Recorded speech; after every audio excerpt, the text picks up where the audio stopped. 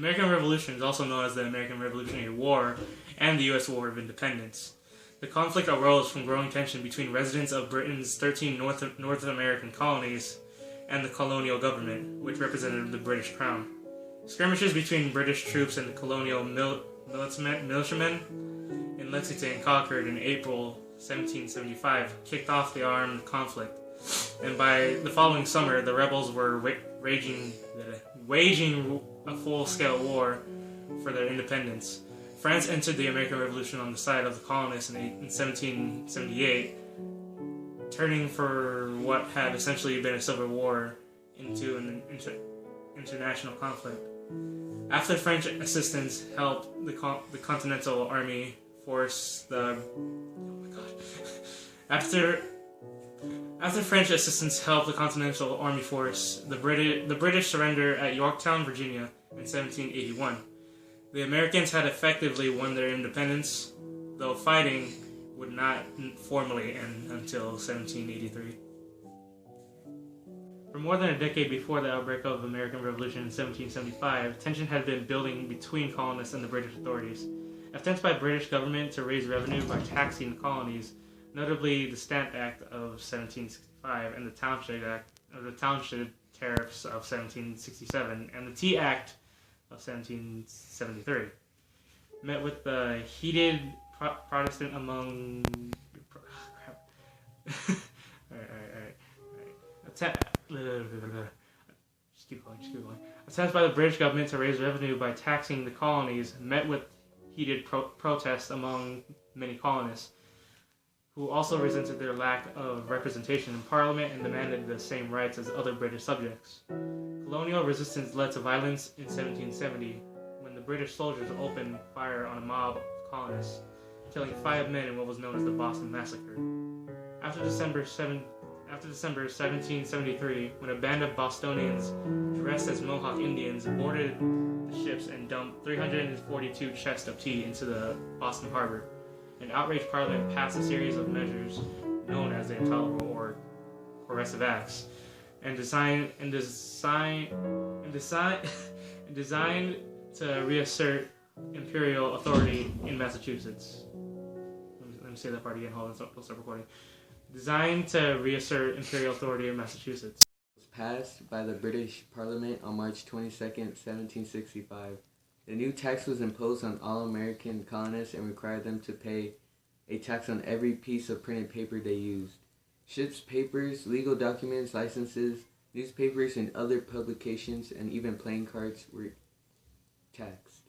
The money collected by the Stamp Act was to be used to help pay the cost of defending and protecting the American frontier near the Appalachian Mountains. 10,000 troops were to be stationed on the American frontier for this purpose.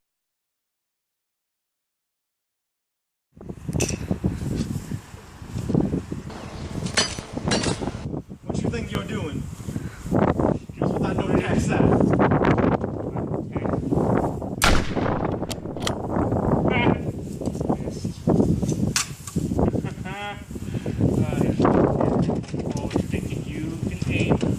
Hey, buddy. Hey, let's talk about this. All right. Cut your breath.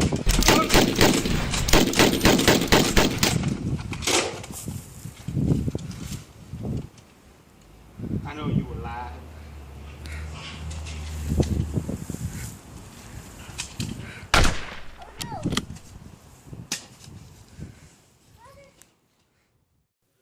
The actual cost of the Stamp Act was relatively small. What made the law so offensive to the colonists was not so much the immediate cost of the standard. No, hold on. The actual cost of the Stamp Act was actually really small. What made the law so offensive to the colonists, though, was not so much its immediate cause, but the standard it seemed to set. In the past, taxes and duties on colonial trade had always been viewed as measures to regulate commerce. Hold on, let me read that again. As taxes and duties on colonial trade had always been viewed as measures to regulate commerce, not to raise money. The The Stamp Act, however, was viewed as a direct attempt by England to raise money in the colonies without the approval of the colonial legislatures. If this new tax were allowed to pass without resistance, the colonists reasoned the door would be open for far more troublesome taxation in the future. The limb. Or do you want to grow it back? Yeah! Well, okay then. You got yourself a deal, buddy. I'm here to tell you about Cletus' Limb Glue Factory. We sell glue that glues back limbs together. Alright, and if you come down today, it'll be $9.99 for 5 payments. I'm going to show the counter that your glue is free. Oh, you get the point. Cletus is out. Now, obviously, the Americans hated these taxes, so they decided to do something about it. Now, this famed act of American colonial defiance served as a protest against taxation, seeking a boost to the troubled East Indian Company, seeking to boost the troubled East India Company. British Parliament adjusted import duties. British Parliament adjusted import duties, in which the passage of the Tea Act in 1773, while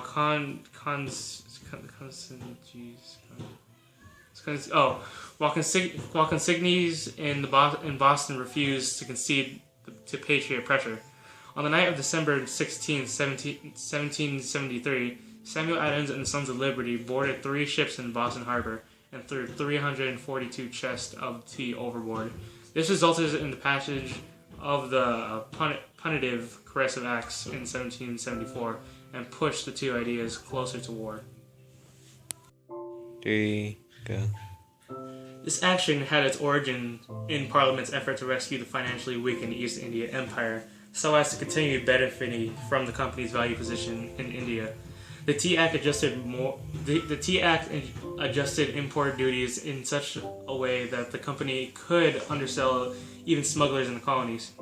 The company selected consignees in Boston, New York, Charleston, and Philadelphia, and 5,000 pounds of tea were shipped across the Atlantic in September.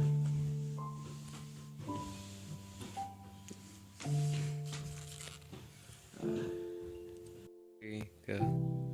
Under the pressure from patriot groups, the consignees in Charleston, New York, and Philadelphia refused to accept tea shipments, but in Boston, the chosen merchants refused to concede. The first tea ship reached Boston November 27th, and 2 more arrived shortly thereafter. Meanwhile, several mass meetings were held to demand that the tea be sent back to England with the duty unpaid. Tension mounted as the patriot groups led by Samuel Adams tried to persuade the consignees and then the governor to accept this approach. On December 16th, a large meeting at the Old South Church was told of Hutchinson's final refusal. About midnight, watched by a large crowd, Adams and a small group of Sons of Liberties, disguised as Mohawk Indians, boarded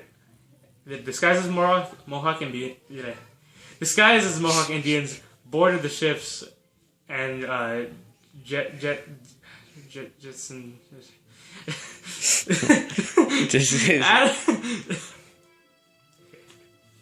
Hold on. Okay. Adams and a small group of Sons of Liberty, disguised as Mohawk Indians, boarded the ships and threw the tea off.